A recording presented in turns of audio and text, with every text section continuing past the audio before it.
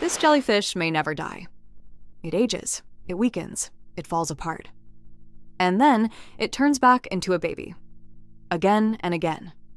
In theory, forever. It's called Turritopsis. Just a few millimeters wide. In 1988, a student found it by accident.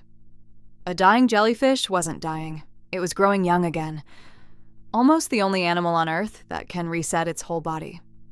And now, humans are trying to steal that power. Normal life goes one way. Egg, child, adult, then death. A one-way street, but Turritopsis breaks the rule. It rebuilds its adult cells into completely different cells. A muscle cell becomes a nerve or skin, and it winds itself all the way back to a child. Scientists call this transdifferentiation. It turns its own clock backwards. So here's a question. What is aging really? The answer is in your cells. Your cells can only divide so many times. Slowly, they lose the power to renew. That is what aging is.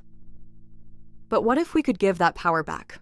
Then aging might be something we can stop. This is not science fiction. In 2012, a discovery won the Nobel Prize. 4 switches, called Yamanaka factors.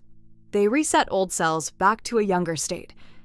And it really happened in mice. Blind eyes had their sight restored.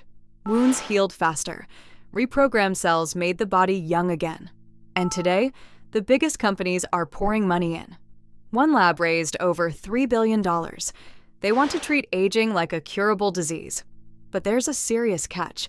Win the cells back too far, and they turn into cancer. Rejuvenation and cancer are razor-thin apart, so the goal isn't immortality.